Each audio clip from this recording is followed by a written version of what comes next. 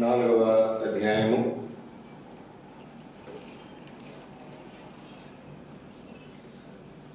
అందరూ కలిసి 31వ వచనం చదువుకుందాం.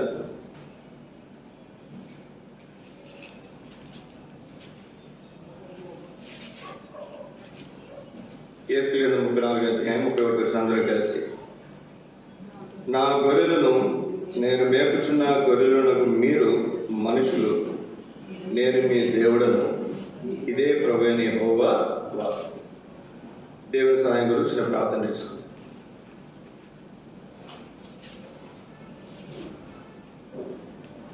మా ప్రేమ గల పరలోకమందున్న మా పరమ తండ్రి, ఎంతైనా నమ్మదగిన దేవ, మీకే వందనములు స్తోత్రములు చెల్లించుకొచ్చున్నాయి. ఈ మధ్యాహ్నకాల సమయంలో మీ సన్నిధిలో చేరి మేము ప్రార్థన చేస్తున్నాం. లోకంలో ఎన్నో స్థితిగతుల్లో మేము ఉన్నటువంటి వారు, ఎన్నో బలహీనతలు, అందుబాటు, తొందరపాటు, తొట్టుబాటు ఉన్నటువంటి వారు, మీ వాక్యం అర్థంలో నామాన్ని స్వరూపాలు మేము మాకు చూపించము. తద్వారా సరి చేసినటువంటి వారిని, చక్క చేసినటువంటి వారిని మొదటి మా ప్రభా యోగ్యమైన దానిలో ప్రభావంలో పాల్గొనుకున్నట్లుగా నన్ను మమ్మల్ని సిద్ధపరచు. ఈ సమయాన్ని మీరు మాకు దీవెనకరంగా, ఆశీర్వాదకరంగా మీరు మేలుకే జ్ఞాపకం చేసుకున్నాం. యేసు పరిశుద్ధ నామములో స్తుతించి ప్రార్థించి అడిగి పెట్టుకుంటున్నాము తండ్రి, ఆమేన్. దేవుని వాక్యంలో తీసుకొస్తుందండి. యేసు 34వ అధ్యాయము 31వ వచనం.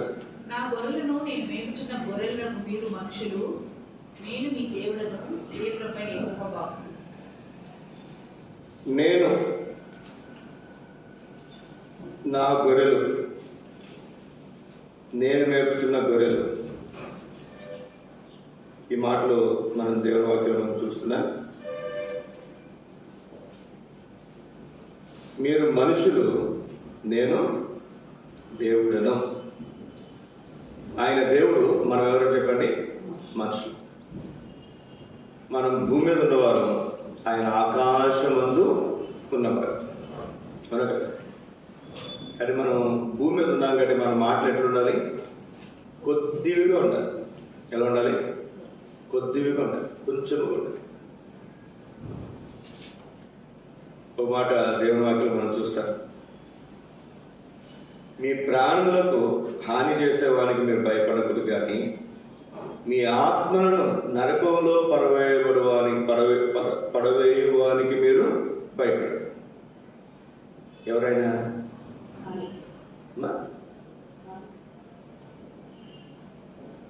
మీ ప్రాణులను సంహరించే వారికి మీరు భయపడకూడదు, కానీ మీ ఆత్మలను నరకంలో పడవేయవానికి భయపడుడి. ఎవరు భయపడాలి? ఎవరు భయపడకూడదు? చెప్పండి. మన ప్రాణాలు తీసే వాళ్ళకైనా భయపడాల్సిన అవసరం లేదు. మన ఆత్మను తీసుకుని నరకంలో పడవేసే వారికి మాత్రం ఏం చేయాలంటే భయపడాలి. మన ప్రాణాలు తీయగలిగింది ఎవరు? మన ఆత్మ నరకంలో పడవేయగలిగింది ఎవరు? ఇదేంటండి మాట్లాడడం? ఎవరండి? ఎవరు? నేను ఫస్ట్లో చాలా కన్ఫ్యూజ్ అయ్యాను. మన ప్రాణాలు పడవేసే వాళ్ళకి భయపడుతున్నాడంటే మనల్ని ఏమైనా చేయగలిగే అధికారం ఎవరికి ఉంది? దేవునికి కదా ఉంది. మరి ఎవరికి భయపడాలి? మనం నరకంలో పడవేసేది ఎవరు? నరకాన్ని తీసుకోవడానికి ప్రయత్నం చేసేవారు ఎవరు? సాతాను కదా. దానికి భయపడుతున్నాడండి నా అనుకున్నాను. రివర్స్గా అనుకుంటాను. యోబు దగ్గరికి పోయాడు. యోబు ఏం చేసి చెప్పాడు? సాతాను ప్రాణం తీయటం తప్ప అన్నీ చేశాడు. అలాగే అదే సమయంలో తన కొడుకులందరినీ కూడా ప్రాణాలు తీశాడు. అవునా కదా? మంచి ప్రాణాలు తీయగలిగినటువంటి వ్యక్తి కొంతవరకు సాతాను. ఇంక మీరు చూడండి, చేతవాళ్ళు, క్షుద్ర శక్తులు చేసేవాళ్ళు, వాళ్ళు కూడా ఏం చేస్తారు చెప్పండి? అలాంటి వాళ్ళని చంపేస్తారు. కానీ మీకు తెలుసో తెలియదో వాళ్ళు ప్రాణం తీయలేరు. వాళ్ళ ప్రాణాన్ని బంధిస్తారు. తర్వాత ఇతను ఎక్కడైతే పాత పెట్టారో అక్కడికి పోయి ఆ శవాన్ని తవ్వి అప్పుడు దానికి ప్రాణం వచ్చేలాగా చేసి అప్పుడు పీక్ కోసి మన అందరినీ బాధ పెట్టేస్తాం. తెలుసా? తెలుసుకోవాలి, అప్పుడు తెలుసుకోవాలి. నిజమే కాదండి? అంటే మన ప్రాణాలు తీయడానికి సాధ్యమైనంత వరకు అవకాశం అవుతుంది. మన శరీరానికి ఏదైనా హాని చేయడానికి ఎవరికి అవకాశం ఉంది? సాతానికి. మన ప్రాణాలు అంటే నరకంలో పడవేయడానికి ఎవరు శక్తి ఉంది చెప్పండి? మీకు అర్థం కావాలంటే మత్తయి సువార్త 14వ అధ్యాయం 20వ వచనం చదవండి.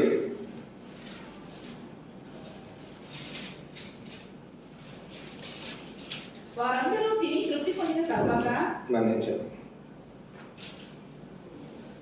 18వ వచనం. ఇక్కడ మన యొద్ద 5 రొట్టెలను 2 చేపలను తప్ప మన్నించండి. 16వ అధ్యాయం 18వ వచనం.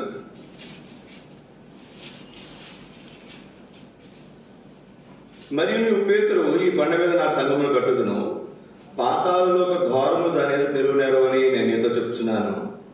పరలోక రాజ్యం యొక్క తాళపు చెవులు నీకు ఇచ్చదు. భూమిని ఎవరైతే బంధిస్తావో పరలోకంలో బంధించబడతారు, ఎవరైతే విప్పుతావో వారు విప్పబడతారు. ఏ తాళాలు ఇచ్చారంటే పాతాళం. ఇక్కడ కావాల తాళాలు ఏమన్నా? పాతాళలోకి తాళాలు కావాలి మీకు? పాతాళానికి వెళ్తారా? అక్కడ ఏముంది? చదువు, మళ్ళా చదువు.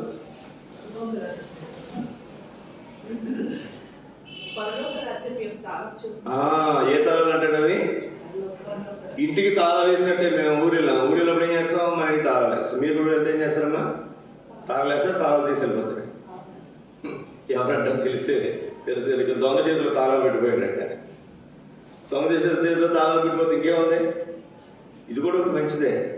అందుకే మీ స్కూల్లో మీకు తెలుసో తెలియదు, బాగా అల్లరి చేసేవాడిని క్లాస్ లీడర్గా పెడతారు. ఎందుకని వాడు అల్లరి చేయడానికి ఉండదు. వాడు అల్లరి చేయడానికి ఉండదు. యేసుక్రీస్తు వారు కూడా 12 శిష్యుల్లో ఎవరికి ఇచ్చాడు చెప్పాడు? డబ్బు సంచి ఎందుకు ఇచ్చాడు? వాడు దొంగ దోచుకున్నాడు కాబట్టి వాడికి ఇచ్చాడు. రే నేను ఎంతకాలం తీసుకురా, అప్పుడే మారుతాడేమని. ఇక్కడ పరలోకపు తాళపు చెవులు మనకిచ్చాడు, సంఘానికి ఇచ్చాడు. ఒక వ్యక్తికి కావాలంటే మనం ఏం చేయగలం చెప్పిన? పరలోకానికి తీసుకుని పోగలం. మేమే కాదు, మీరు కూడా ఒక వ్యక్తికి సువార్త చెప్పి వారిని రక్షించగలరు, రక్షణ నడిపించగలరు. సంఘంగా మనం ప్రార్థన చేస్తే ఫలానా వ్యక్తి అని మనం ప్రార్థన చేస్తే ఆ వ్యక్తిని ఖచ్చితంగా మనం స్వర్గానికి, పరలోక రాజ్యాన్ని తీసుకువెళ్ళగలం. ఎందుకని? సంఘానికి ఏమి ఇచ్చాడు చెప్పండి? పరలోక రాజ్యం యొక్క తాళపు చెవులు ఇచ్చాడు. ప్రకటన గ్రంథం 1వ అధ్యాయం 15వ వచనం. పాతాళం యొక్క తాళపు చెవులు ఎవరికి ఉన్నాయి? నేను ఆయనను చూడగానే చచ్చిన వాని వలె ఆయన పాదముల యొద్ద పడితిని. ఆయన తన కుడి చేతిని నా మీద ఉంచి నాతో ఇట్లా నేను భయపడము, నేను మొదటి వాడను కడపటి వాడను జీవించి వాడను, మృతుడనైతిని గాని ఇదిగో యుగ యుగములు సజీవుడనై ఉన్నాను. మరియు మరణం యొక్కయు పాతాళ లోకము యొక్కయు తాళపు చెవులు నా స్వాధీనంలో ఉన్నవి. ఎవరి స్వాధీనంలో ఉన్నాయి? మరణం, పాతాళం.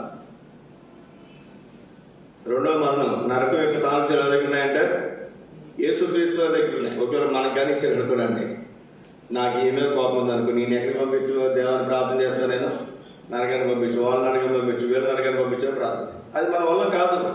ఒక వ్యక్తిని మన నరకానికి తీసుకుని పోలేము. కానీ ఒక వ్యక్తిని మనం ఏం చేయాలని చెప్పారు? స్వర్గానికి, దేవుని దగ్గరికి, పరలోక రాజ్యానికి తీసుకుని వెళ్ళగలం. మరి పాతాళానికి పంపించగలిగే శక్తి అవుతుంది.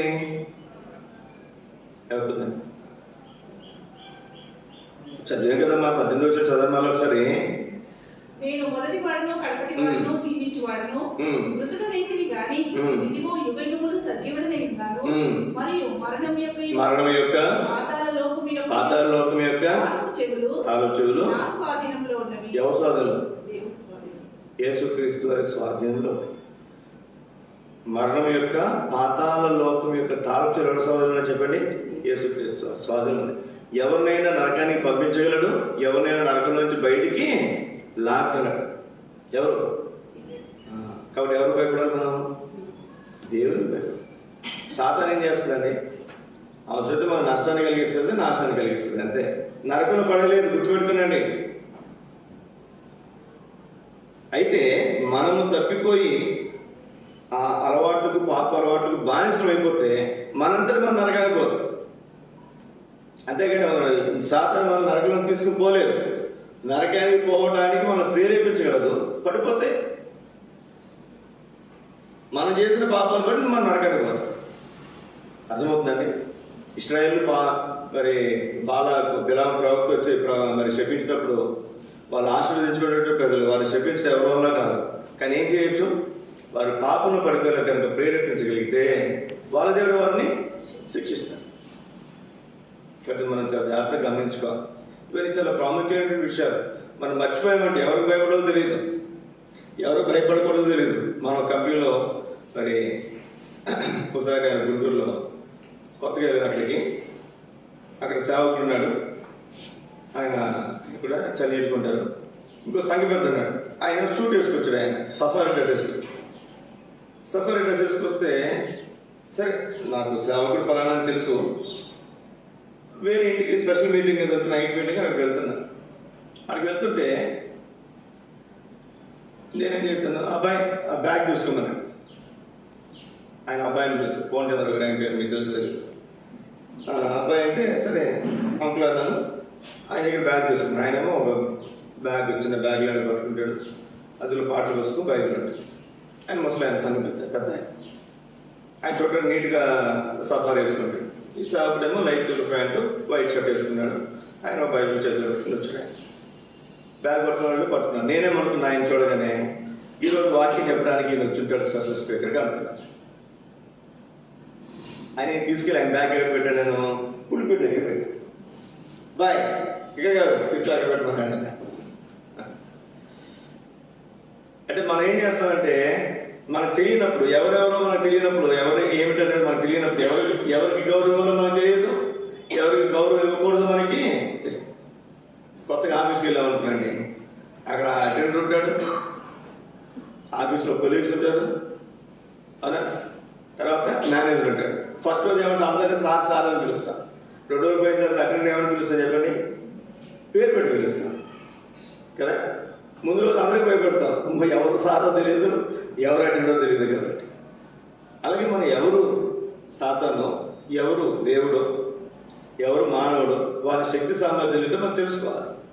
తెలుసుకుంటే ఎవరికి భయపడాలో వాళ్ళకి భయపడతాం, ఎవరికి భయపడాల్సిన అవసరం లేదో వాళ్ళకి భయపడాలి. పిల్లలు చూడండి, ఇంట్లో ఎవరు భయపడతారు ఎక్కువ?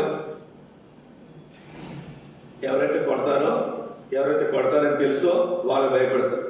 ఎక్కువ పిల్లల్లో తండ్రులు కొడతారు, తప్పు పిల్లల్లో తల్లులు కొడతారు. ఒక ఇంటికి నేను వెళ్ళాను. ఆ ఇంట్లో ఆయన ఉన్నసేపు వీళ్ళకి స్వేచ్ఛ, ఫుల్ ఫ్రీడమ్. ఆయన ఏమంటారు, ఆయన వెళ్ళిన తర్వాత పిల్లలందరూ కూడా సైలెంట్. ఏది సైలెంట్ ఉన్నారంటే విషయం ఏంటి? వాళ్ళమ్మ తగిలిస్తారు, మాట్లాడితే ఆలోచన గట్టిగా. సోదర సోదరి మధ్యాహ్నకాల సమయంలో మనం ఎవరికి భయపడాలో మనం తెలుసుకోవాలి. ఎవరు భయపడాలండి? మన ఆత్మను కూడా నరకంలో వేయగలిగినటువంటి శక్తి కలిగినటువంటి దేవునికి మనము భయపడాలి. అయితే దౌర్భాగ్యం ఏంటంటే ఈ రోజుల్లో మనం దేవునికి భయపడాలి. ఎవరు భయపడతారు చెప్పండి? దెయ్యాన్ని భయపడతారు, సాతాను భయపడతారు, మనుషులు భయపడతారు, స్థితిగతులు భయపడతారు. అక్కడ ఒకసారి మధ్యాహ్నకాల సమయంలో మన హృదయాలు పరీక్షించుకున్నాం. దేవుని బిడ్డలంటే మనం ఎవరికి భయపడుతున్నాం? నిజంగా భయపడాల్సినటువంటి దేవునికి మనం భయపడుతున్నామా? బైబిల్ మీరు చూడండి, సామెతల గ్రంథంలో, కీర్తన గ్రంథంలో మీరు కనుక చూస్తే, యెహోవా యందు భయభక్తులు గలవాడు ఇలాగూ ఆశీర్వదించబడును. ఎన్ని అద్భుతమైనటువంటి మాటలు ఉన్నాయో. దీర్ఘాయుషు, నిత్య శివము, ఐశ్వర్యము, ధన సంపదలు, ఘనతలు, ఆరోగ్యము, స్వస్థత, ఎన్నో విషయాలు, లెక్కలేని విషయాలు. దేనికంటే యెహోవా యందు భయము భక్తి కలిగింది. ఇంకంతే. రండి కొన్ని విషయాలు మధ్యాహ్న కాల సమయంలో మీకు జ్ఞాపకం చేస్తాను. ఆయన దేవుడైతే ఆయనకు మనం ఏం చేయాలి? భయపడాలి. ఆయన ఏమన్నాడంటే యేసుక్రీస్తు గ్రంథంలో అనుకుంటారు,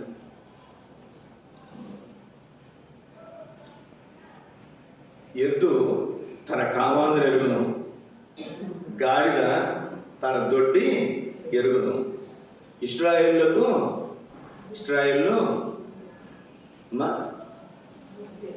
బుద్ధి లేని వాళ్ళ బుద్ధి లేని వాళ్ళు అంటే ఇశ్రాయేల్ అంటే మామే వారు నన్ను ఎరుగరు.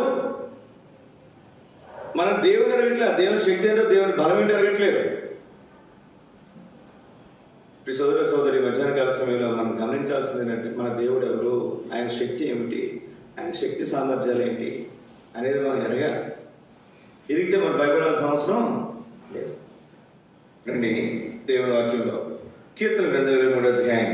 ఆయన దేవుడు అంత మాత్రమే కదా, ఆయన కాపరి. 23వ కీర్తన మొదటి వచనం చదవండి.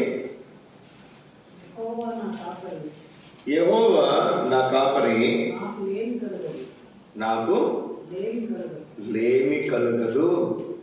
ఎంత చక్కటి మాట చూడండి. 1973వ సంవత్సరం నేను అప్పుడు పుట్టలేదు. మా తాతగారు 91వ సంవత్సరంలో చనిపోయారు. అప్పటికి ఆయన 55 సంవత్సరాలు. 73 అంటే సుమారుగా 20 సంవత్సరాల క్రితం. 55 మైనస్ 20 అని చెప్పండి, 35. నాకు ఎందుకు మార్నింగ్ ఆలోచన వచ్చింది. 35 సంవత్సరాల వయసులో చాలా పెద్ద లోగిలి, 4 పోర్షన్లు ఇల్లు. అప్పట్లో అంతా కూడా పెంకుటిల్లు కదండి, పెంకుటిల్లు కట్టాడు. నాకు 45 వచ్చింది, నేనేం కట్టలేకపోయాను. ఇల్లు కట్టాలంటే మాట్లాడే రోజుల్లో కనీసం 30, ఈ రోజుల్లో 5 కట్టాలంటే 30 లక్షలు. 4 పోర్షన్లు అంటే 40 లక్షల పైనే, 40 లక్షల పై మాటే. 2 పోర్షన్లు అంటే 2 గదులు, బెడ్రూమ్, హాలు, కిచెన్ వేయాలంటే 2 లక్షల పైన అవుతుంది. అలాగే 4 వేయాలంటే ఖచ్చితంగా 40 లక్షలు ఈజీగా అవుతుంది. 40 లక్షలు ఇల్లు కట్టే స్తోమత ఉండాలి అంటే వెనకాల ఎంత ఉండాలి చెప్పండి? వెనకాల ఎంత ఉండాలండి? చాలా ఉంటే కానీ మనం కట్టలేదు. అమెరికాలో మనం చూసాం, లాస్ ఏంజల్స్ నిజంగా లాస్ అయిపోయింది మొత్తం. అది నిజమో అబద్ధం తెలియదు కానీ ఆ ముందు రోజే ఏదో ప్రోగ్రామ్ జరిగిందంటే అక్కడ గాడ్లెస్ సిటీ, దేవుడు లేని పట్టణము. ఏమిటది? లాస్ ఏంజల్స్ అని వాళ్ళు చెప్తే అందరూ పగలబడినవారు. గొప్ప గొప్ప హాలీవుడ్లో ఉన్నటువంటి సినిమా హీరోలు, హీరోయిన్స్, డైరెక్టర్లు, ప్రొడ్యూసర్స్, గొప్ప గొప్ప మరి ఫిలింకి సంబంధించినటువంటి, సినిమాలకు సంబంధించినటువంటి సంగతులన్నీ కూడా అక్కడ ఉంటాయి. ఆ పట్టణంలో పెద్ద పెద్ద బాగుంది. ఏమైపోయింది చెప్పండి? తర్వాత రోజే 7వ అంతేనా 7వ రోజున 7వ తారీఖు ఏమో జరిగింది ఈ సెలబ్రేషన్స్ అన్ని ఫిల్మ్కి సంబంధించినవి. 8వ తారీఖున మొత్తం తగలబడటం మొదలెట్టింది. మొత్తం పట్టణం తగలబడుతుంది. ఏం తగలబడటానికి చిన్న చిన్న తాటికిల్లా ఏమండి? తాటికిల్లు కాదు, పెద్ద పెద్ద భవంతులు. 10 మిలియన్లు అంట, 20 మిలియన్లు అంట, డాలర్లు, లక్ష రూపాయలు కూడా కాదు, కొన్ని కోట్ల రూపాయలు. ఎన్ని లక్షల కోట్లు అంటే నష్టం? 10 లక్షలు, 4 లక్షల కోట్లు, 4 లక్షల కోట్లు నష్టం అంట.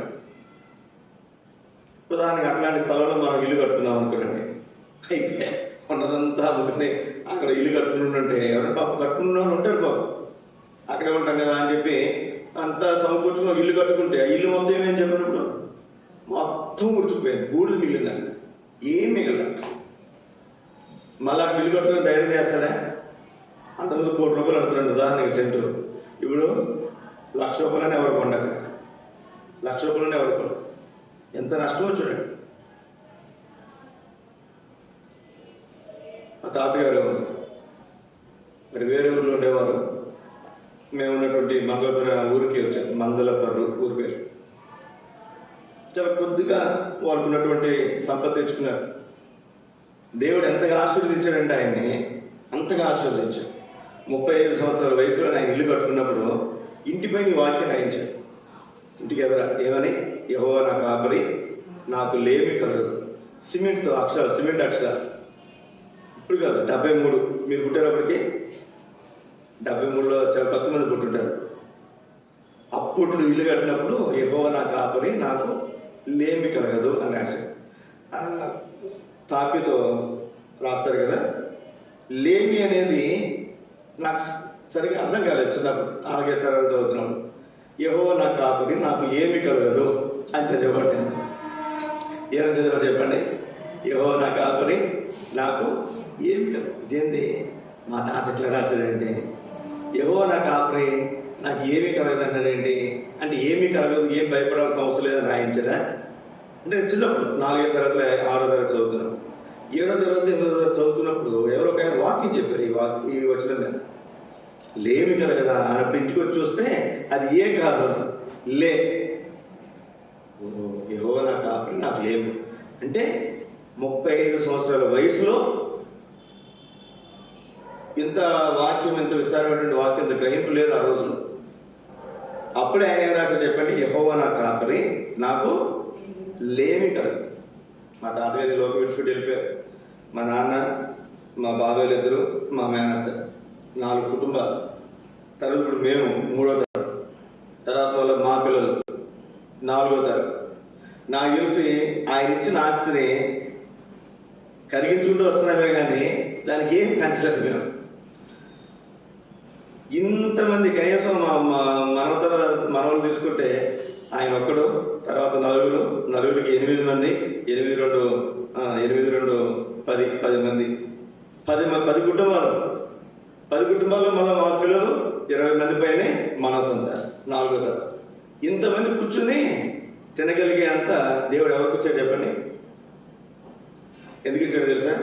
ఆయన ఊర్లోంచి వెళ్ళేశారు ఆ రోజుల్లో మా కులస్తులు అందరూ కూడా. దేనికోసం? యేసుక్రీస్తుని నమ్ముకున్నారు. ఊర్లోంచి వెళ్ళేస్తే 4 సంవత్సరాలు 10 సంవత్సరాలు పొలం గట్టులో ఉండి అక్కడ వచ్చి నిల్లు కట్టుకుని తర్వాత దేవుడు ఆశీర్వదించాడు. అప్పుడు ఆశీర్వదించాడు ఆయన. అప్పుడే చాలా సంపాదించాడు ఆయన. చెప్తున్నాడుగా ఆయన సంపాదించింది ఎప్పటివరకు మేము కూర్చొని తింటున్నాం అంతే. ఆయన ఇల్లు కట్టుకుని తర్వాత మనం వచ్చాడు, లోపల ఊళ్ళోకి వచ్చాడు కదా. డబ్బు లేకపోతే ఎవరు మన చుట్టాలి, డబ్బు అంటే అందరూ మన చుట్టాలి కదా. వాళ్ళ ఇల్లు కొనుక్కుని, స్థలం కొనుక్కుని అక్కడ ఇల్లు కట్టించి దాని మీద రాయించాడు. ఏమైనా రాయించాడు చెప్పండి? ఏ వయసులో? ఇదంతా ఏ వయసులో? ఆయనకు 35 సంవత్సరాల వయసులో. నాకు 30, 35, 40 కదండి. నాకు 40 కూడా దాటిపోయింది. యెహోవా నా కాపరి నాకు లేమి కలగదు అంటే దాని అర్థం నీకేదో కోట్లు ఇచ్చేస్తారని కాదు, నీకేదో 10 ఎకరాల పొలం ఇచ్చేస్తాడు, నీకేదో సంపద ఇచ్చేస్తాడు, నీకేదో బంగారం ఇచ్చేస్తాడని కాదు. ప్రతిరోజు నీకు కావాల్సింది అనుదినం ఆయన మనకు అనుగ్రహించేవాడు. లేముండదు. అలాగే సంపదిస్తానని చెప్పలా. యెహోవా నా కాపరి నాకు సంపదిస్తాడని రాయబడలా. యెహోవా నా కాపరి నాకు కోట్లు ఇస్తాడని రాయబడలా. యెహోవా నా కాపరి నాకు సర్వ సమృద్ధి ఇస్తాడని రాయబడలా. ఏం రాశారు చెప్పండి? యెహోవా నా కాపరి నాకు లేమి కలగదు. రేపొద్దు నాకు అవసరం ఉంది, ఒక 5,000 అవసరం ఉంది. ఈరోజు ఏముండవు కానీ రేపొద్దుకి 5,000 వచ్చేస్తాయి. ఎక్కడ నుంచి అక్కడి నుంచి వచ్చేస్తాయి. ఓ సందర్భం మీకు ముందు కూడా చెప్పాను నేను. పొద్దున్న మధ్యాహ్నం టైంలో ఫిబ్రవరిలో తరపులో ఉన్నటువంటి కాలంలో బావర్చి అనే బిర్యానీ సెంటర్ ఉంటుంది. బావర్చి అంటే హైదరాబాద్లో చాలా మంచి ఫేమస్ రెస్టారెంట్ అది. అక్కడ బిర్యానీ చాలా బాగుంటుంది. ఆ రెస్టారెంట్ దగ్గరలోంచి 12:30 గంటలు వెళ్ళాను అది వేరే పని మీద. ఆ వాసన అంతకుముందు బాగా తిన్న అలవాటు కదా, అసలు ఆ వాసనకి వెళ్ళి తిందామన్నట్టు అనిపించింది. డబ్బులు లేవు. రెండోది తరఫీదులో ఉన్నాం. ఏదో చూసారనుకో ఇంకంతే సంగతి. మళ్ళీ వచ్చినప్పుడు 2:30కి వచ్చాను అదే రోడ్డు. మళ్ళీ రివర్స్ రోడ్ రావాలి కదా. అప్పుడైతే ఇంకా ప్రాణం అట్లా ఆగింది ఆ వాసన. వచ్చాం. అక్కడ మందిరంలో మధ్యాహ్నం భోజనం పెడతారంతే. అన్నం సాంబార్ అంతే, ఇంకేముండదు. పెరుగు ఉండదు, మజ్జిగ ఉండదు, ఏముండదు. అన్నం కూర సాంబార్, లేకపోతే ఒకసారి కూర ఉండదు, పచ్చడి సాంబార్ అంతే. అయితే సాయంత్రం 8:30 గంటలకు నన్ను బ్రదరు గదిలో పిలిచారు. పిలిస్తే అక్కడ ఏమని చెప్పండి? 3 ప్లేట్లో బిర్యానీ పెట్టేసాను. ఎన్ని ప్లేట్లో? 3 ప్లేట్లు. ఆ డౌట్ వచ్చి చూశాను నేను. ఎక్కడ బిర్యానీ అంటే బావర్చి. ఆ ప్యాకెట్ కూడా అక్కడ ఉన్నాడు. నేను చెప్పాను వాళ్ళకి, అన్నా ఏం చెప్పు. నాకు నిలబడితే ఏంటన్నా పిలిచారంటే అంటే భోజనం ఉన్నది, అక్కడ భోజనం చేస్తానన్నా, మూడో ప్లేట్ నీకే కూర్చుని తినమన్నా. మధ్యాహ్నం తినాలనుకున్నది సాయంత్రం ఎలా వచ్చింది చెప్పండి? ఉచితంగా వచ్చింది. మధ్యాహ్నం నేను తింటే దానివల్ల 200 రూపాయలు ఖర్చు పెట్టాను, అదే కదా. సాయంత్రం నాకు ఎట్లా వచ్చింది? ఫ్రీగా వచ్చింది. ఎన్నో అనుభవాలు మీ జీవితంలో కూడా ఉన్నాయి, మన జీవితంలో కూడా ఉన్నాయి. పిలుపు గారు మహిళలో పిలువబడినప్పుడు వారి పిల్లలు వాళ్ళ కుమార్తె సాక్ష్యం చెప్పింది. ఒకసారి ఫీజు కట్టాలంటే స్కూల్లో ఫీజు కట్టాలంటే పాప మరి కాలేజీలో ఫీజు కట్టాలంటే నన్ను ఎందుకు అడుగుతున్నావు నువ్వు? దేవుణ్ణి అడగను. ఏమన్నారు? ఎవరిని అడగమన్నారు? దేవుణ్ణి అడగ. ఫస్ట్లో కోపం వచ్చిందండి, ఇదేంటి నువ్వు తండ్రి నిన్ను అడగాలి, దేవుని ఎందుకు అడగాలి అని అనిపించిందంట. మళ్ళీ ఎదురు తిరిగి అడిగే ధైర్యం ఉండదు కదా, పోయి ప్రార్థన చేసిందంట. ఎప్పుడు రారంట భక్సింగ్ గారు ఆ టైంలో ఎందుకో ఆయన వచ్చారు. వచ్చి ఎప్పుడు ఈ పాపకు గిఫ్ట్ ఇవ్వలేదంట. కానీ వెళ్తూ అమ్మాయిని పిలిచి చిన్న కవర్ ఎవరి చేతులు పెట్టి వెళ్ళిపోయారు. ఎవరి చేతులు? ఈ పాప చేతులు. ఆ పాప వయసు ఎంత? 8వ తరగతితో 9వ మాసాలు వయసు సుమారు అంతే. ఆ పాప చేతులు పెట్టి వెళ్ళిపోయారు. ఎంత పెట్టిన తర్వాత ఆయన వెళ్ళిపోయిన తర్వాత చూస్తే, ఇప్పుడు ఫర్ ఎగ్జాంపుల్ 5,000 అనుకోండి ఫీజు, అందులో 5,000 ఉన్నాయి ఇప్పుడు లెక్క. అప్పటి నుంచి తాను ఏది అవసరం ఎవరు అడగటం మొదలుపెట్టిందంటే, ఎలా మీరు ఎవరు అడుగుతారా? వీళ్ళు నేను చెప్తాను అప్పుడప్పుడు, నాకు అంత ఆత్మీయత లేదు కనుక అప్పుడప్పుడు చెప్తాను. ఇరే నన్ను అడిగే ముందు ఎవరిని అడగండి? దేవుడిని అడిగి నన్ను అడగండి. ముందు ఎవరిని అడగాలి? దేవుడు. యెహోవా నా కాపరి, నాకు లేమి కలగదు. గుర్తుపెట్టుకుంది ఈ మాట. ఈ మాట నువ్వు చెప్పగలుగుతున్నావా? నా దేవుడు నాకున్నాడు, నాకు ఏ ఇబ్బంది వచ్చినా ఏ కష్టాలు వచ్చినా నాకు లేమి కలగదు, ఇబ్బంది కలగదు, కొరత కలగదు అని నువ్వు ధైర్యంగా చెప్పగలుగుతున్నావా? ఏముందన్నా దేవుడిని నమ్ముకోవడానికి ఏముంది చెప్పు? ఏమొచ్చినాయి మాకు? వాళ్ళు అవి కొనుక్కున్నారు, వీళ్ళు ఇవి కొనుక్కున్నారు, మాకేముంది అనేవాళ్ళు ఎక్కువ మంది విశ్వాసులు ఈరోజు కదా. నాకు అది కావాలని అనుకునే వాళ్ళు ఎక్కువ మంది విశ్వాసం. అరే నా దేవుడు నాకున్నాడు. బైబిల్ గ్రంథంలో ఒక చక్కటి మాట ఉంటుంది, 67వ కీర్తన అది. బైబిల్ మొత్తం మీద మధ్య వచ్చిన అది ఎన్నో వచ్చినవండి? ఎన్నో కీర్తన? 118వ కీర్తన. 118వ కీర్తన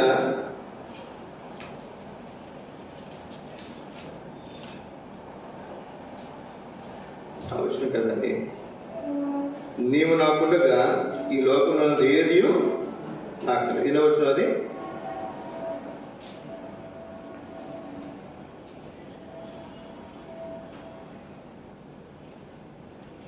బైబిల్లో అది మధ్య వచ్చిన అది.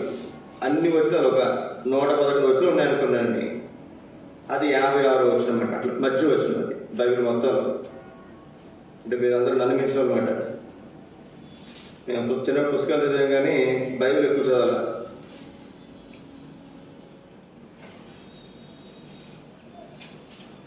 యెహోవా నీవు నాకుండగా లోకంలో ఏది నాకు అక్కర్లేదని చెప్పి ఆ మాట ఉంటుంది చూడండి అన్నమాట.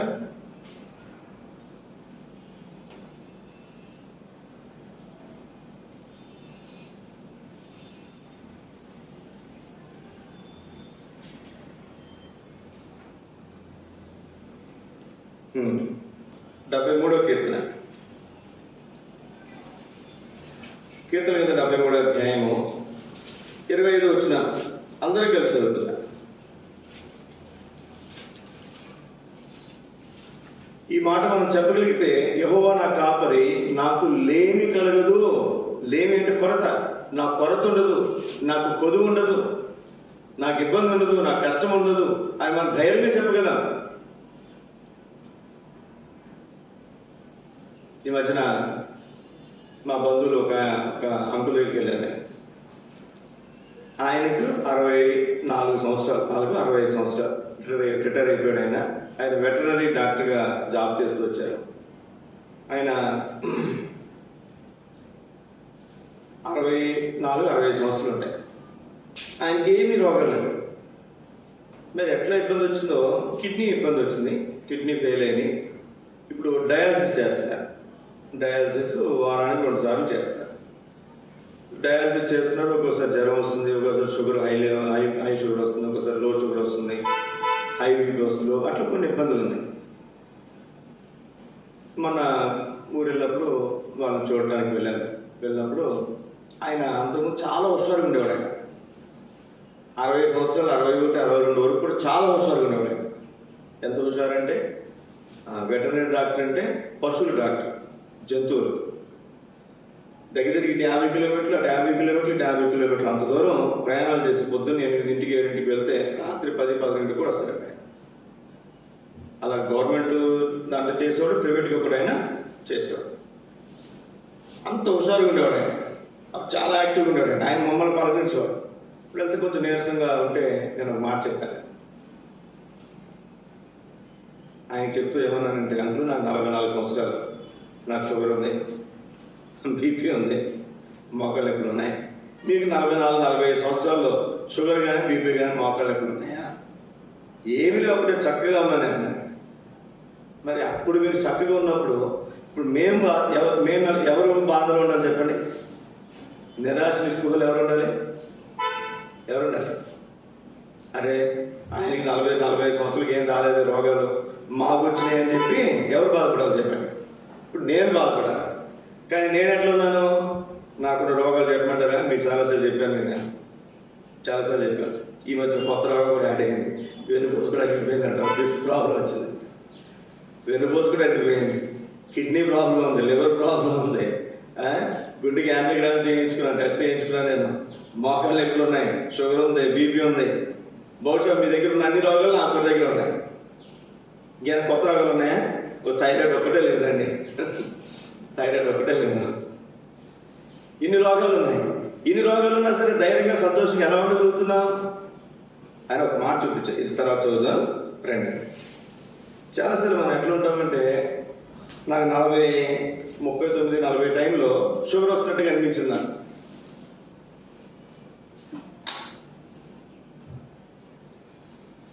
నేను అనుకున్నా, దేవుని సేవలో ఉన్నాం కదా, పక్కన ఉన్నటువంటి సేవకులు వాళ్ళు కలిసినప్పుడు తెలుస్తుంటుంది. నా ట్యాబ్లెట్ వేసుకున్నారు కాబట్టి. ఏంటంటే ట్యాబ్లెట్ వేసుకున్నారంటే షుగర్ ఉందన్నా బీపీ ఉందని చెప్తారు కనుక 32, 33కి షుగర్ వచ్చిన వాళ్ళు కొంతమంది ఉన్నారు దైవ సేవకులు. 60 వచ్చిన రాని వాళ్ళు కూడా కొంతమంది ఉన్నారు. నేను అనుకున్నా, దేవా 40 కూడా రాలేదు, అప్పుడే షుగర్ వస్తే ఎట్లా అని దేవుడిని అడిగితే ఆ 2 సంవత్సరాలు ఆపేసాడు దేవుడు. 40 వచ్చిన తర్వాత షుగర్ వచ్చింది. ఎప్పుడు వచ్చింది? 40 వచ్చిన తర్వాత వచ్చింది. 41, 42కి బీపీ వచ్చింది. బీపీ వచ్చింది. తర్వాత మోకాళ్ళు ఎప్పుడు వచ్చినాయి. లివర్కి ఏమో దానికుండే రోగం దానికి ఉంది, కిడ్నీకి ఉండాల్సిన రోగాలు దానికి ఉన్నాయి. అన్నీ అనుకుంటే గుండెకు ఉండాల్సిన రోగం దానికి ఉంది. ఈ మధ్య కొత్తగా చూపిస్తే మా అమ్మకి బాగాలేదని చెప్పి ఎంఆర్ఐ స్కాన్ తీస్తూ నేను కూడా తీయించుకుంటే ఆవిడ బాగానే ఉంది. నాకేమో L4, L5 డిస్కో ఒకటప్పుడే వాపు వచ్చి ఎక్కువ సందులో పడిన కాలు మొత్తం లాగుతుంది. నరం కింద నుంచి పై వరకు సయాటిగా నరం ఉంటుంది. దగ్గర 4 సంవత్సరాల ఇబ్బంది ఉంది. నేను అది యాక్సిడెంట్ అయింది కదా, కాలు నరం ఇబ్బంది వస్తుందేమో అనుకున్నాను. అది డిస్క్ అరిగిపోతూ వచ్చే ఇబ్బంది. ఒంగుని నడవకూడదు, ఒంగుని పని చేయకూడదు, బరువులు ఎత్తకూడదు, మెట్లు ఎక్కకూడదు. మధ్యలో మా బంధువులకి వెళ్తే ఆయనలో 3rd ఫ్లోర్లో ఉన్నారు. ఆయన 3rd ఫ్లోర్లో ఉన్నాడు. ఆయనకేమో స్టంట్ వేశారు. ఆయన రోజు 2 సార్లు దిగుతారంట. నేను ఎక్కడ 3 ఫ్లోర్లు నేను ఎక్కడ ఆయన ఆయన ఫోన్లో మాట్లాడి అక్కడ పంపించి పైకి నేను పైకి ఎక్కల. ఎందుకైనా 10 నిమిషాలు కూర్చునే దానికి 3 ఫ్లోర్లు ఎక్కి దిగడం ఎందుకు? అవునా కదండి. ఏదో రోజు ఉండే పని అయితే ఏదో ఒక అతి కష్టం ఎక్కి కూర్చుని ఏదైనా ఉండొచ్చు. ఎందుకని ఏమైనా చెప్పండి. ఇన్ని రోగాలు ఉన్నాయి. అప్పుడు చెప్తా అన్నీ చెప్పలేదు వాళ్ళు ఆయనకి. ఆయన మా తోడలు వాళ్ళ నాన్నగారు. మళ్ళీ రహస్యాలు లీక్ అయిపోతాయి కదా, బలహీనతలన్నీ కూడా. ఏమో ఇన్ని రోగాలు ఉన్నాయి, అందుకే వాళ్ళు భయపడతారేమో అని చెప్పి ఈ 2-3 చెప్పిన వాళ్ళకి 2-3 చెప్పి ఈ మాట చదివించింది. ప్రసంగికి విందాము. వాళ్ళట్లో కొంతమంది చర్చికి వెళ్తారు, ఆయనకి వెళ్ళట్లేదు. చెప్పాను ఈ మాట. ప్రసంగి గ్రంథం 11వ అధ్యాయం చదవండి. 8వ వచనం. ఒకడు చాలా సంవత్సరాలు బ్రతికిన ఎడల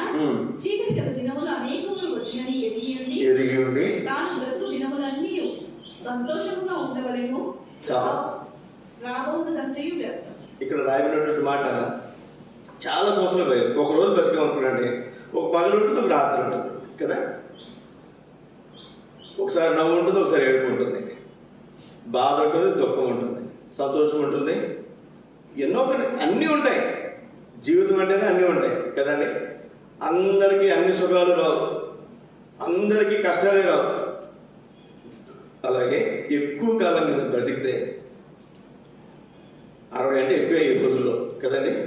ఎక్కువ కాలం బ్రతికితే ఏమంటాయంటే చీకటి గల దినాలు అనేకములు వస్తాయి అని ఎరుగి ఏం చేయాలంటే నాకెందుకు చదువు వచ్చింది, నాకెందుకు బీపీ వచ్చింది, నాకెందుకు థైరాయిడ్ వచ్చింది, నాకెందుకు ఈ రోగం వచ్చింది, నాకెందుకు ఈ బాధ వచ్చింది, నాకెందుకు ఈ నింద వచ్చింది, నాకెందుకు ఈ వ్యాధులు వచ్చింది అంటే మన మనుషులు కాబట్టి. ఆయన చెప్తూ అంకులు ఇల్లు మీరు కట్టించారు కదా, ఈ తలుపుకి నా గోడకి ఎప్పుడైనా ఏదైనా బాధ అవి పడుతుంది చూసారా? లేదు, ఎందుకంటే వాటికి ప్రాణం లేదు, మనకు ప్రాణం ఉంది, మనుషులు కాబట్టి మనకి ఏముంటాయి చెప్పండి? రోగాలు ఉంటాయి, బాధలు ఉంటాయి, వ్యాధులు ఉంటాయి. మీకు 60కి ఇబ్బంది వస్తే మీరు బాధపడితే, మేము 40కి ఇబ్బంది వస్తే మేము ఏం చేయాలి చెప్పండి? ఇంకా ఎక్కువ బాధపడాలి, ఇంకా ఎక్కువ ధైర్యం చెడిపోయిన స్థితిలో ఉంటాయి. కానీ మేము సంతోషం ఉండగలుగుతున్నామంటే కారణం ఏంటంటే మేము ఎవరు నమ్ముకున్నాం? ఎవరు నమ్ముకున్నామండి? దేవుని దేవుని వాక్యం. ఈ దేవుడు ఏమంటున్నాడు? నీకు కష్టం వచ్చినా, ఇబ్బంది వచ్చినా, రోగం వచ్చినా, బాధ వచ్చినా, నింద వచ్చినా, అవమానం వచ్చినా మనుషులు కాబట్టి సహజం. కాబట్టి ప్రతి విషయంలో ప్రతి సందర్భంలో ఏం చేయాలంటే నువ్వు ఎల్లప్పుడూ ఏం చేయాలంటే ఇక్కడ తాను బ్రతుకు దినములన్నీ సంతోషముగా ఉండాలి. బ్రతుకు దినములన్నీ ఎలా ఉండాలంట? సంతోషంగా ఉండాలి. మా అమ్మ అంటుండేది, మా నాన్నగారు బాగా తన్నేవాడు, మా అమ్మ ఏమో తిడుతూ ఉండేది, ఆయన బాగా తంతుండేవాడు. మా కొడుకు సొప్పు పెడతాడు అనుకుందంట. నేను ఆయనేమో ఆయన ఒక రకం అనుకుని నేను ఇంకో రకం. మా అమ్మకి నాకు ఎప్పుడు 5 నిమిషాలు కూర్చున్నామంటే మా ఇద్దరికి కలుపుతారు. మా నాన్నగారు నేను ఎప్పుడు మాలో బాగానే ఉంటాను. తర్వాత ఇప్పుడు ఏమంటుందని ఇంకో పాట పాడుతుంది, అరే మొగుడు వాళ్ళ సుఖం లేదు, కొడుకు వాళ్ళ సుఖం లేదు, మానవులు సుఖం పెడతారని అంటుంది. మనం అనుకుంటాం కొన్నిసార్లు నాకే బాధలు వచ్చాయి, నాకే వ్యాధులు వచ్చాయి అనుకుంటాం. సహజంగా జ్ఞాపకం పెట్టుకున్న సోదర సోదరి, మనుషులం కాబట్టి ఏదో బాధ ఉంటుంది. కొంతమందికి భర్త దగ్గర నుంచి వస్తుంది, కొంతమందికి భార్య దగ్గర నుంచి వస్తుంది ఇబ్బంది, కొంతమంది పిల్లల దగ్గర నుంచి వస్తుంది, కొంతమంది తల్లిదండ్రుల దగ్గర నుంచి వస్తుంది, కొంతమందికి పనిలో వస్తుంది, ఉద్యోగం చేసే స్థలాల్లో ఉంటుంది. ఏదో ఒక ఇబ్బంది, ఏదో కష్టం, ఏదో ఒక సమస్య ఖచ్చితంగా ఎక్కడో చోట ఉంటుంది, ఉండకుండా ఏముంటుంది. కాబట్టి అన్ని విషయాలు తాను బ్రతుకు దినములన్నీ ఎట్లా ఉండాలంటే సంతోషంగా ఉండాలి. పిలిపి 4:4 ప్రభునందు ఆనందించడి. మరలా చెబుతాను, ఎల్లప్పుడూ ప్రభునందు ఎల్లప్పుడూ ప్రభునందు మనం ఏం చేయాలంటే ఆనందించే వారుగా ఉండాలి. మనకి ఏమున్నా ఏం లేకపోయినా మనం చెప్పగలిగినటువంటి మాట, చెప్పాల్సినటువంటి మాట, యెహోవా నా కాపరి, నాకు లేమి కలగదు, కొరత కలగదు, ఇబ్బంది కలగదు, ఆయన నాకు కాపరి. మనుషులు నమ్ముకున్నట్టు కంటే, రాజులు నమ్ముకున్నట్టు కంటే యెహోవాను ఆశ్రయించుట మేలు. కొందరు గుర్రలు బట్టి, రథులు బట్టి ఆశ్రయిస్తున్నారు. మనమైతే మన దేవుడిని యెహోవాను బట్టి ఆశ్రయిస్తాం. కారణం ఏంటి? మనకు విషయం ఇచ్చేవాడు ఎవరు? దేవుడే. అందుకే దావీదు మాట చెప్తున్నాడు. ఎందుకని? ఆయన అడవుల్లో తిరుగుతూ వచ్చాడు. తనకి ఆహారం ఎక్కడి వచ్చింది? ఈయన పని చేస్తున్నాడా? కొన్ని పొలాల్లో పనిచేసే అవకాశం ఉందా? ఉద్యోగం చేసే అవకాశం ఉందా? ఏమీ లేదు. తన ప్రాణాలు అరిచేతులు పెట్టుకుని పారిపోతున్నాడు. ఎవరైనా దయ తెలిసి అతనికి పంపించేవారు. బర్జిలై ఎంతో సహాయం చేశాడు దావీదు. ఎంతమంది మనం చూస్తాం. తను సిక్లకు వచ్చినప్పుడు అందరూ అక్కడ మరి అమాలేకి వచ్చి దోచుకుపోతే వారి మీద యుద్ధం చేసి కొలసం దోచుకొచ్చినప్పుడు ఏం చేసి చెప్పండి? తనకి ఎవరెవరైతే సహాయం చేస్తూ వచ్చారో వారందరికీ కానుకలు పంపించారు. యోధా వారిలో చాలా మంది అతన్ని ఆదరించారండి, సంరక్షించారండి, పోషించారండి. వాళ్ళందరికీ ఏం చేసి చెప్పండి? తన సమృద్ధి వచ్చినప్పుడు కానుకలు పంపించారు. అంటే ఆ రోజు వరకు అతనికి సమృద్ధి లేదు. కాబట్టి ఏ దినానికి ఏ రోజు కావాల్సిన ఆహారం ఆ రోజుకి వస్తుంది. కాబట్టి ఈ మాట రాసిందో దావీదు మహారాజు ఏమన్నా చెప్పండి? యెహోవా నా కాపరి, నాకు కొరత ఉండదు, కొదవ ఉండదు. చదవండి ఇక్కడ ఒక మాట, 4వ వచనం.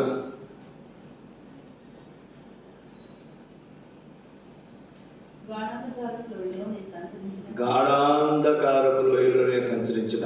ఇంకో తర్జుమాలో మరణాంధకారపు లోయలో నేను సంచరించిన, ఏ అపాయానికి నేను భయపడను. ఎందుకంటే నీవు నాకు తోడైందువు, నీ దుడ్డుకరయు నీ దండమును ఆదరించు. ఇక్కడ కాపర్ దగ్గర ఏమంటే చెప్పండి, దుడ్డుకర ఉంటుంది, దండం ఉంటుంది. దుడ్డుకర కొట్టడానికి ఉపయోగిస్తాడు, మన్నించండి. దుడ్డుకర వేరు, దండంతో ఏం చేస్తాడు, దండిస్తుంటాడు. దుడ్డుకర ఏంటంటే గొర్రె పిల్లలకి ఆహారం అందకపోతే దానికి వంకర ఉంటుంది, దాంతో ఆ చెట్టు కొమ్మలు ఉంచితే ఆ ఆహారం అయ్యి తింటాయి. మేకలు వేరు, గొర్రెలు వేరు. మేకలు అయితే ఎగిరి కూడా అవి కాళ్ళ మీద నుంచి కూడా తిరగలవి. గొర్రెలు అట్లా కాదు, దానికి ఇద్దే దీనికి పైకి ఎంతవరకు ఎత్తే అంతే, పైకి ఎత్తలేవు, కాళ్ళు పైకి లేపలేవు. వాటికి ఏం చేస్తే చెప్పండి, ఆ దుడ్డుకరతోటి ఉంచి ఆహారాన్ని అందిస్తాయి చెట్లు కొమ్మలు. దండం ఏంటి, అది ఇటు పోతుంది అనుకో పిలుస్తారు, రాకపోతే ఏం చేసేప్పుడు వెళ్ళి ఒకటి వేస్తాయి. దండ, దుడ్డుకర, దండ. 5వ వచనం. నా శత్రువుల ఎదుట నీవు నాకు భోజనం సిద్ధపరచుదువు, మూడితో నా తల అట్టి ఉన్నావు. ఇక్కడ మాట మీకు జ్ఞాపకం చేస్తాను నేను. యేసుక్రీస్తు గ్రంథంలో చక్కటి మాట చూడండి, 34వ అధ్యాయం 34:16. యేసుక్రీస్తు 34:16. తప్పిపోయిన దాన్ని నేను వెతుకుదును, తోలు వేసిన దానిని మరలా తోలుకొని వచ్చేదను, గాయపడిన దానిని కట్టుకట్టుదును, దుర్బలముగా ఉన్న దానిని బలపరచుదును. అయితే క్రొవ్విన వాటిని బలము కలిగినటువంటి వాటికి మేత పెట్టి లయపరచెదను. ఇదేంటిది, ఏ మేత అంటే ఆ మేత పేరే శిక్షణ, పనిష్మెంట్. ఏమిస్తారంటే అండి, పనిష్మెంట్, శిక్ష. శిక్షించి వాడికి అదే ఆహారం అంట. కొన్నిసార్లు పిల్లల మీద విపరీతమైన కోపం వస్తుంది, కొట్టేస్తాం. వాడికి టిఫిన్ పెట్టాం, అన్నం పెట్టాం. అట్లాంటి తండ్రులు ఉన్నారా? ఈ రోజుల్లో లేరు. ఇక్కడ క్రొవ్విన వాటికి, రెండోది చెప్పండి, బలం గల వాటి అంటే ఏంటి? దేవుడు ఆయన మంచి కాపరి ఎట్లా ఉన్నాడు చెప్పండి. బలం కలిగినగా ఇంకా బలం వస్తే బాగుండు, క్రొవ్వుతున్నాయి ఇంకా క్రొవ్వుతే బాగుండు అనుకోవట్లేదు ఆయన. మనం టెస్ట్ చేయించుకున్నాం, కొలెస్ట్రాల్ ఎక్కువ ఉంది, మంచిదేలా కొలెస్ట్రాల్ ఎక్కువ ఉంది అనుకుంటామా? నాకు కొవ్వు బాగుంది అనుకుంటామా? కొవ్వు ఎక్కువ అయిపోయిందంట, కొలెస్ట్రాల్ పెరిగిపోయిందంట అని చెప్పి ఏం చేస్తే కరగటానికి రకరకాల మందులు. కొలెస్ట్రాల్ ఉంటే 2 తెల్లుల్లిపాయలు, వెల్లుల్లిపాయ అంట, తెల్లుల్లిపాయ పచ్చి బద్దలు పొద్దునే పరగడకు 2 బద్దలు నదిలేసేయండి, కొంచెం ఘాటుకుంటాయి, కచ్చపెచ్చ నదిలేసి మింగేసేయండి, లేదా చిన్న ముద్దలో మధ్యలో పెట్టేసి మింగేసేయండి. 2 నెలలు చేయండి, మీ తోటి కొలెస్ట్రాల్ అయినా కరిగిపోతుంది. కొలెస్ట్రాల్ కొవ్విన వాటికి, బలం కలిగినటువంటి వాటికి ఏం చేస్తారంట, శిక్ష అని మేత పడతారంట. శిక్ష అని మేత. దండం, దుడ్డుకర. చదవండి 17వ వచనం. ఇక్కడ 18వ వచనం చదవండి. మేత వేసి, బలం కలిగినటువంటి క్రొవ్విన ఏం చేస్తారంటే మేత వేసి మిగిలిన దాన్ని చేస్తారు, కాళ్ళతో దొక్కుతున్నాయండి. కొంతమంది ఎట్లా ఉంటారంటే వాళ్ళు తినేసి ఉన్నది ఇంకొకరు తినడానికి అవకాశం లేక చంద్రదండగా పడేస్తారు, ఇంకొకరు తినడానికి ఉపయోగం లేకుండా చేస్తారు. వీళ్ళు మేలు పొందారు, ఇంకొకరు మేలు పొందడానికి అవకాశం లేకుండా చేస్తారు. వీళ్ళు సంపాదించుకున్నారు, ఇంకొకరు సంపాదించుకోవడానికి అవకాశం లేకుండా చేస్తారు. వాటికి ఏం చేస్తారంటే దేవుడు శిక్ష మేత పెడతారంట. 19వ వచనం కదా, మీరు స్వచ్ఛమైన నీరు తాగి, మీరేం మంచినీళ్ళు తాగుతారు, కలకలు చేసి మీకు చాలదా? మీరు కాళ్ళతో తొక్కిన దాన్ని నా గొర్రెలు తినాలా? కాళ్ళతో మీరు బురదగా కలిపిన దాన్ని అవి తాగాలా? చూడండి, దేవుడు తన గొర్రెల విషయం ఎంత బాధ్యత కలిగినాడు. మనం ఒక్కోసారి ఎట్లా ఉంటామంటే, కడుపు నిండింది అనుకోరండి, బిర్యానీ పెట్టా మనం తినలేం కదండి. పక్కన వాళ్ళు తింటారేమో పట్టించుకో, మనం వద్దులే, మాకు వద్దులే అంట. నా కడుపు నిండింది, పక్కన వాళ్ళు కడుపు నిందిలే చూసుకోవాలి కదా. కొంచెం ఎవరైనా మన ఇంటికి వచ్చి మాట్లాడతారు అనుకోండి, మనం టిఫిన్ చేస్తున్నాం అనుకోండి, వాళ్ళతో గంట సేపు ముచ్చట్లు పెడతాం. అంత ముచ్చట్లు అయిపోయిన తర్వాత అన్న, అక్క, లేదా ఆంటీ, అంకులు, అబ్బాయి, అమ్మాయి మీరు టిఫిన్ చేశారంట. అప్పుడు వాళ్ళు ఏమంటారు చెప్పండి? ఏమి తినలేదమ్మా అంటే, అయ్యో తినలేదా, ముందే చెప్పొచ్చుగా. ఎవరు చెప్తారా? కడుపు నిండిన వారికి ఎదుటి వారి ఆకలి ఉందా లేదా సామెత? కడుపు నిండిన వారికి ఎదుటి వారి ఆకలి తెలియదు. అలాగే కడుపు నిండినటువంటి ఈ క్రొవినటువంటి బలం కలిగినటువంటి గొర్రెలు ఏం చేస్తున్నాయంట? మిగిలిన కాలుతో తొక్కి పట్టేస్తాయి. అందుకే వాటిని ఏం చేస్తారు చెప్పండి? శిక్షను మేత పెట్టి వాటిని లయపరుస్తాడు. చదవండి ఇంకొక మరి 17 వచ్చిన చదవండి. ఇక్కడ ఒక మాట 20 వచ్చిన కూడా చదవండి. మరియు అవి అరణ్యములో నిర్భయముగా నివసించినట్లు 20 వచ్చిన.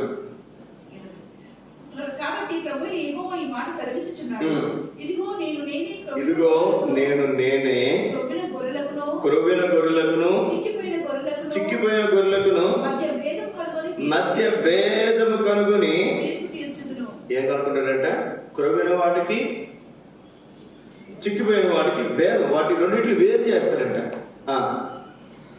21 మీరు భుజముతోను త్రోసి భుజాలతో తోస్తారంట, ప్రక్కతోనూ తోస్తారంట. భుజాలు అంటేనేమో గొర్రెలు అనుకున్నాండి, తలతో నెట్టుతాయి, తర్వాత ఇట్లా కూడా నెట్టుతాయి కదండి. మనం కూడా ఏం చేస్తాం? భుజాలతో నెట్టుతాం. ఒకసారి ఇట్లా నెట్టుతాం. పిల్లలు నెట్టరా? పిల్లలు ఉంచినారు అనుకోండి, ఎలా నెట్టుకుంటారు చెప్పండి? భుజాలతో నెట్టుకుంటారు, లేకపోతే ఇట్లా నెట్టుకుంటారు. సరే చూడాలి, భుజాలతో నెట్టుకున్నారంట, ప్రక్కతోనూ నెట్టుకున్నారంట. కొమ్ములతోనూ రోగము గల వాటినన్నిటినీ పొడిచి చెదరగొట్టు. ఈ క్రొవ్వుని ఏం చేస్తున్నాయంట? బలహీనమైనటువంటి వాటిని కొమ్ములతో పొడుస్తున్నాయంట, రోగం కలిగినటువంటి వాటిని పొడిచి చెదరగొడుతున్నాయంట. ఇప్పుడు ఏం చేయాలి చెప్పండి? వాడికి శిక్షణ మేత పెట్టాలి వద్దా? మనకు కూడా పెడతారు దేవుడు. ఎవరైతే పక్కన పొడుస్తుంటారో, ఎవరైతే పక్కనని మరి పొడిచి గాయాలు చేస్తుంటారో కొమ్ములతోనూ తర్వాత ప్రక్కతోనూ, వాటికి ఏం చేస్తారంటే ఏం చేస్తారు చెప్పండి? శిక్షను మేత పెడతారు. మనం జ్ఞాపకం పెట్టుకుందాం. ఎవరైనా మనకి ఏదైనా చేశారంటే మనమేం ఆవేశపడాల్సిన అవసరం లేదు. ఎందుకని? దేవుడు వారికి ఇవ్వాల్సినటువంటి శిక్ష వారికి ఇస్తాడు. మనం ఆవేశపడితే ఉపయోగం. ఇప్పుడు నేను కొట్టిన దెబ్బకి దేవుడు కొట్టిన దెబ్బకి తేడా ఉంటుంది కదా. అందుకే ప్రతీకారం తీర్చుట నా పని. ఎవరి పని? దేవుని పని. మనం చేతులు తీసుకోవాల్సిన అవసరం. మనకి చిన్న దెబ్బే కొడతాం. దేవుడు జోక్యం చేసుకుంటే శ్యామశ్రీ గారు కొట్టున్నారు అనుకోండి, లేకపోతే సలమి కొట్టున్నారు అనుకోండి, వస్తాడు, ఐదుగురు వస్తాడు. వాడు కొడతారు, ఈడు కొడతారు, వీడు కొడతారు, ఆడు కొడతారు, ఇద్దరిని పిలుస్తారు. వాడు ఎక్కువ కొడతాడు, వాడు తక్కువ కొడతాడు. నేను చేస్తాను, ఇద్దరే కొడతాడు. ఇద్దరు కొట్టి అడుగుతారు. ఎవరైతే ఆయన కంప్లైంట్ ఇవ్వడానికి వచ్చారో, అరే వాడు కొట్టిన దెబ్బ ఎక్కువ తెలియదా, నేను కొట్టిన దెబ్బ ఎక్కువ తెలియదు, నువ్వు కొట్టింది ఎక్కువ తెలియదు. మరి ఆడు కొడతాను, ఏడ్చాడు, నేను కొడతానేమో, ఆడు ఏడితే మళ్ళా కొడతాను నేను. దేవుడు కొట్టిన దెబ్బలు కూడా అట్లాగే ఉంటాయి. మానవులుగా మనం కొట్టిన దానికి దేవుడు కొట్టిన దెబ్బకి చాలా వ్యత్యాసం ఉంటుంది. అందుకే మరి ఎవరికి అవకాశం ఇవ్వాలి? దేవునికి అవకాశం ఉంది. ప్రతీకారం తీసుకోవడానికి ఎవరికి అవకాశం అని చెప్పండి? దేవునికి అవకాశం. అప్పుడు దేవుడు అన్నాడు కదా, ప్రతీకారం తీర్చుట నా పని. ఎవరైనా మనకి ఏదైనా కీడు చేస్తే, అన్యాయం చేస్తే, నష్టం చేస్తే దేవుడు చెప్పాడు, అయ్యా పలానా అన్యాయం చేశారు, పలానా నష్టం చేశారు, పలానా కీడు చేశారు, పలానా నాకు ఇబ్బంది కలిగించారు, అయ్యా నువ్వు జ్ఞాపకం చేసుకో, నువ్వు చూడు వాళ్ళ సంగతి మనం చెప్పి వదిలేస్తే చాలు. అయ్యా వాడిని చంపేసే, వాడిని నా కాళ్ళు కొట్టు, వాడి చేతులు కొట్టు అని ప్రార్థన చేయాల్సిన అవసరం లేదు. అలా మనం చేయకూడదు కూడా. అర్థమవుతుందండి? ఒక కీడు మనం కోరుకోకూడదు. దేవునికి అప్పగించి వదిలేస్తాడు. తర్వాత మీకు కొన్ని రోజుల తర్వాత చూడండి, దేవుడు వాడిని దర్శించాల్సిన వాళ్ళు దర్శిస్తాడు, వాడు కరెక్ట్గా దారిలోకి వస్తాడు. ఇప్పుడు చదవండి 17 వచ్చినాను. మీ విషయమై దేవుడు నేను యెహోవానకు నేను సెలవిచ్చినది ఏమనగా, గొర్రెకును మధ్యను, గొర్రెకును మధ్య, గొర్రెలకును పొట్టేళ్లకును మధ్యను, గొర్రెలకును పొట్టేళ్లకును మధ్య, గొర్రెలకును మేకపోతులకును మధ్య భేదం కనుగొని నేను తీర్పు తీర్చెదను. భేదం కనుగొంటాడట. గొర్రెను మేకలను వేరు చేస్తాడు. గొర్రెలు పొట్టేలు, ఇందులో ఆడవి మగవాడు, వాటిని వేరు చేస్తాడు. తర్వాత ఇంకేమైనా చెప్పండి. మేకపోతులు కూడా ఉన్నాయా? పొట్టేళ్ళను మేకపోతులు కూడా ఏం చేస్తారంట? వేరు చేస్తారు. అంటే గొర్రెలను మేకలు వేరు చేస్తాడు. ఇందులో కూడా ఆడవాటిని మగవాటిని వేరు చేస్తున్నాడు. ప్రతి దాన్ని విభాగించి వాటికి ఏం చేస్తాడు చెప్పండి? తీర్పు తీరుస్తాడు. పరిశుద్ధ బైబిల్లో మనం చూస్తాం, మత్తయి సువార్త అనుకుంటాను, మేకల మందలో నుండి గొర్రెలను వేరు చేసినట్టు, గొల్లవాడు ఏం చేస్తాడు చెప్పండి? మేకల మందలో నుంచి గొర్రెలను వేరు చేసినట్లుగా మన ఈ లోకంలో ఉన్నటువంటి మేకల్లో నుండి గొర్రెలుగా దేవుడు మనను ఏర్పరచు. గొర్రెలు ఏంటంట? ఇదిగో మీకోసం సిద్ధపరిచిన రాజ్యంలో మీరు ప్రవేశించుడి. మేకలు ఏంటంట? మీరు నరకానికి. జ్ఞాపకం పెడుతున్నప్పుడు సోదర సోదరి, మనం అనుకుంటాం నేను భక్తి గలవాడిని, నేను భక్తి గలదాన్ని అని మనం అనుకోవటం కాదు. పౌలు అనుకుంటే మాట అంటాడు, నా గురించి దేవుడు సాక్ష్యం ఇస్తున్నాడు కనుక నా సాక్ష్యము సరైనది. నా గురించి నేను చెప్పుకుంటూ ఉపయోగంలా, నీ గురించి నువ్వు చెప్పుకుంటూ ఉపయోగంలా, నా గురించి నేను చెప్పుకుంటూ ఉపయోగంలా. మా ఊరు రండి, నా గురించి ఎంతమంది గొప్ప చెప్తున్నారంటే ఏం ఉపయోగం? చాలా నిజం మాట మాట్లాడతారు. నా గురించి ఎంతమంది చెప్పుకుంటారు అందరూ అంటే ఉపయోగం ఉంది. దేవుడు మెచ్చారు. దేవుడు మెచ్చిన మనుషుడు ధన్యుడు అని బైబిల్. మనుషులు మెచ్చిన మనుషుడు కాదు, దేవుడు మెచ్చినటువంటి మనుషుడు ధన్యుడు. దేవుడు మనం మెచ్చుకోవాలి. బలా నమ్మకమైన మంచి దాసుడు మన గురించి చెప్పగలిగితే అప్పుడు మనం ధన్యులం. ఒక మాట చివరిగా మనం మాట చదువుకుని మనం ప్రార్థన చేసుకుందాం. యెషయా 40 అధ్యాయం 11 వచనం.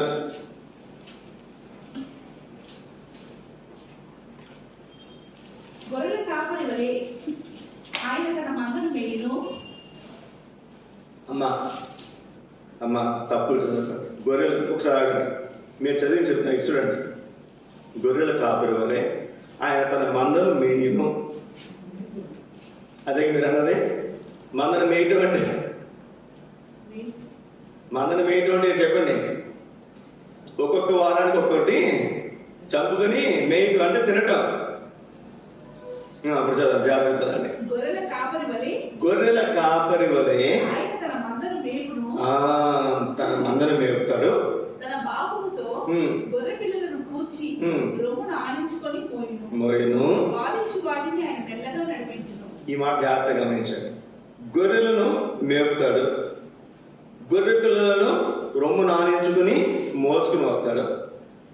పాలిచ్చి వాటిని ఏం చేస్తాడంటే ఆయన మెల్లగా నడిపిస్తాడు. 33వ అధ్యాయం ఆదికాండం. ఒక ఆయనకి మంద ఉంది.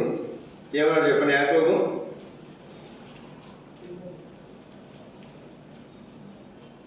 33వ అధ్యాయము చదవండి. 33వ అధ్యాయము 12వ వచనం చదవండి.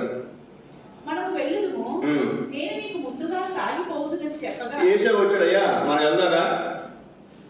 నేను ముందుకు వెళ్తాను, నేను కాపర్లు ఉన్నారు, ఒక తోలుకుని వస్తారు మందని అంటే ఏమన్నా చెప్పండి.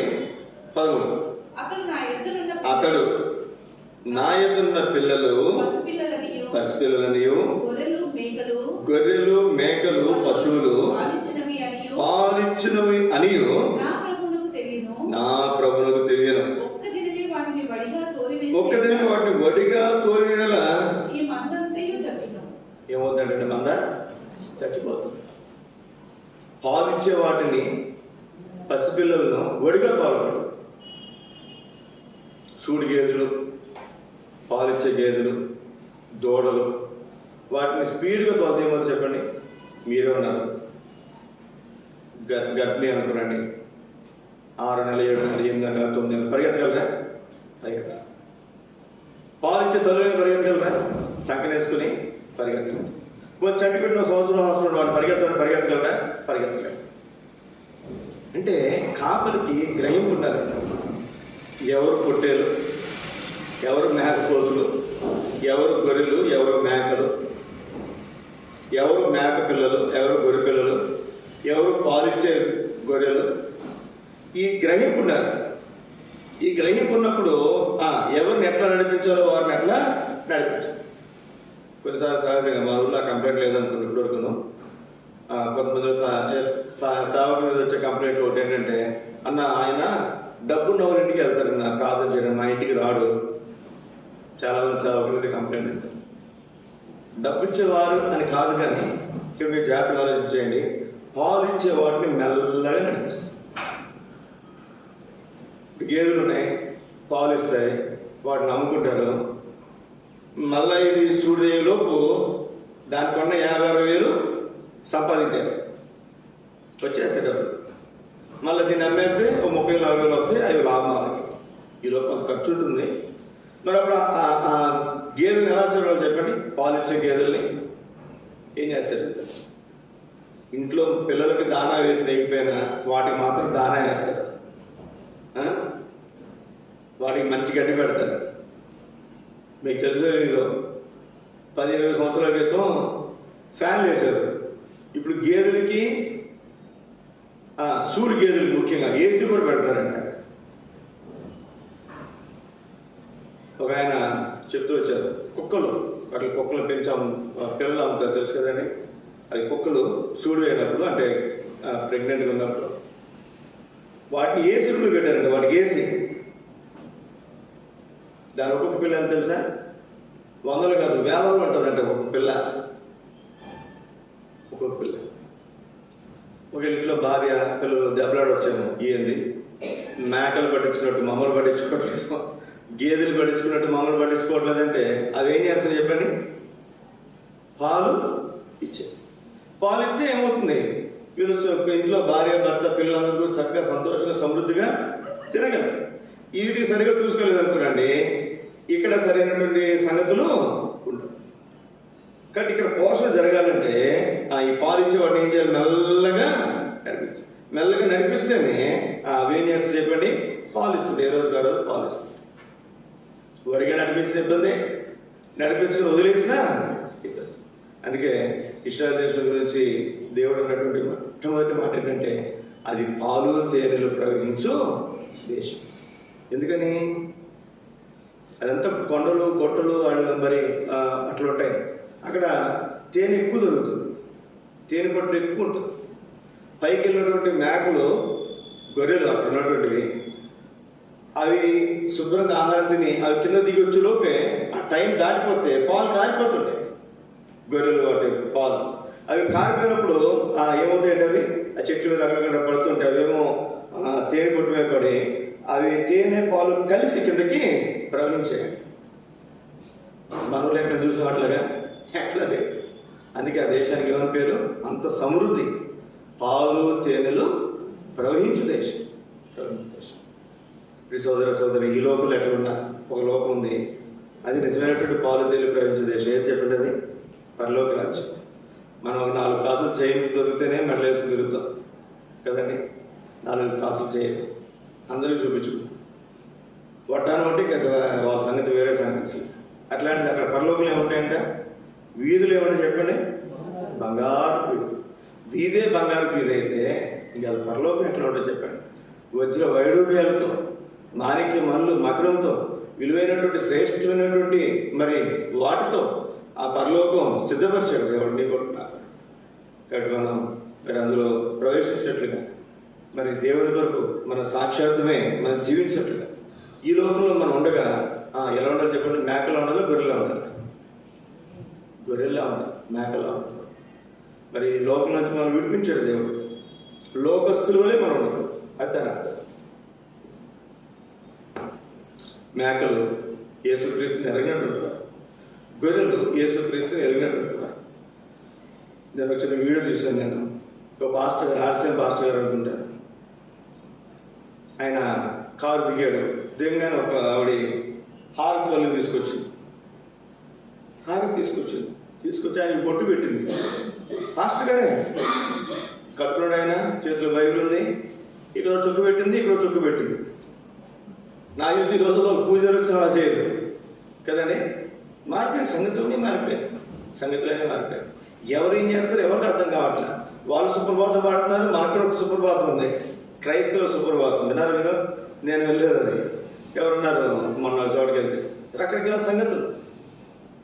లోకం నుంచి వచ్చాం, కానీ అలవాట్లు మారలా, పద్ధతులు మారలా, ఆచారాలు మారలా. అట్లయితే మనం ఊరికనే గొర్రె తోలు కప్పుకున్న మేకలమే కానీ గొర్రెలము కాదు. అట్లా ఆచారాలు, పద్ధతులు, మంచి రోజులు, తిథులు, నక్షత్రాలు, జాతకాలు, ఇంకోటి మనం పాటిస్తున్నామంటే మనం ఇంకా మేకలుగానే ఉన్నాం. మేక లేకపోతే చెప్పండి నరకాలి. మేకలు ఈ ప్రభువులలో పాల్గొని పొందడానికి అవకాశం, అధికారము లేదు. ఒకవేళ పాల్గొని పొందితే మేకలాగా ఉండి ఇంకా అది మనకి నష్టం, శిక్షే కానీ అది మాత్రం మనకు ఆశీర్వాదము కాదు. మోకరించి ప్రార్థన చేసుకున్నా దేవుడు మరి మనను చక్కగా గొర్రెలో ఉంచినట్లుగా మనం ప్రార్థన చేసుకుందా. దేవుడి వాక్య పిల్లలు మన దేవుడు పరీక్షించుకుందా.